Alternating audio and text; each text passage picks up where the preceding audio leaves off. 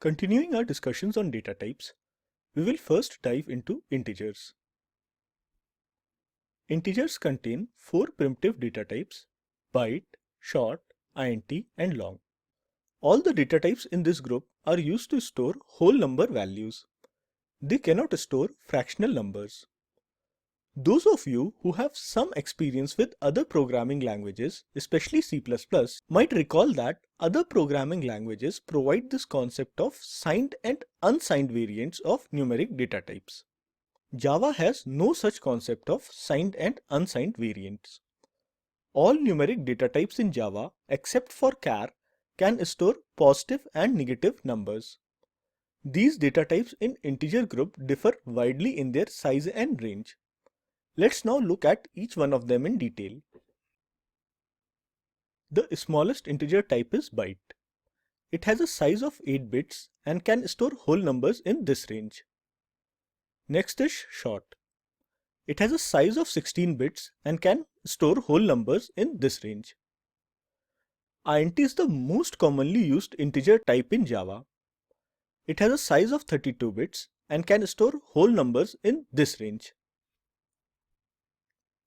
Long, as the name suggests, is used to store really long numbers. It has a size of 64 bits and can store whole numbers in this huge range. Let's go to BlueJ and write a program using integer group data types. I have coded this class integer data types demo to demonstrate integer data types. This class has this function demo integer data types. Here in this function, we first declare a couple of variables of byte data type using the byte keyword followed by the name of the variables. We have named our variables first and second. We then assign a value of 10 to first and a value of 20 to second. Alternately, I can combine the declaration and initialization of these variables in a single line like this.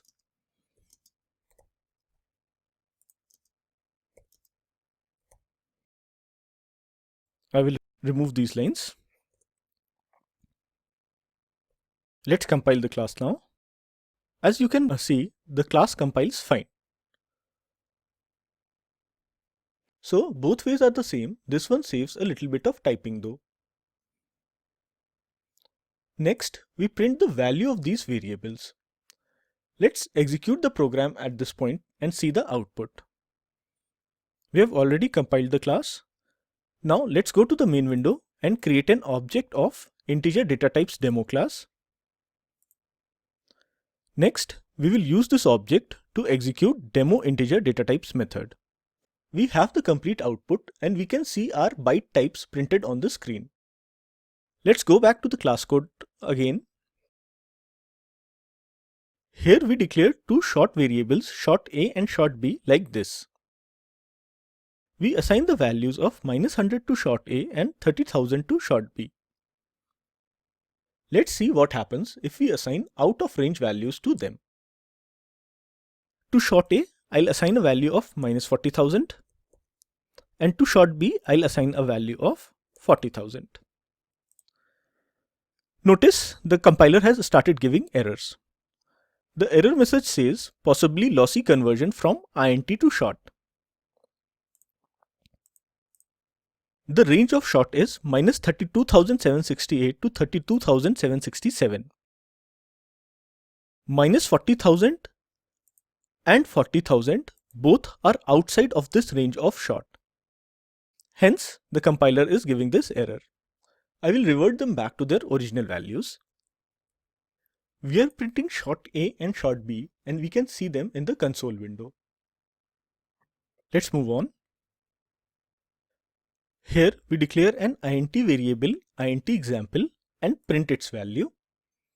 Then we declare two long variables world population and GDP of India and assign them appropriate values. Notice the suffix L here and here. If we don't specify this L, the compiler will give an error. It says integer number too large. So what's wrong? Why are we getting this error? Whenever you specify a number in your program, Java assigns a data type to that number too. By default, all integer literals are of type int in Java. We will look at integer literals in detail a little bit later. For now, understand that whenever you write a whole number in your program, it is an integer literal.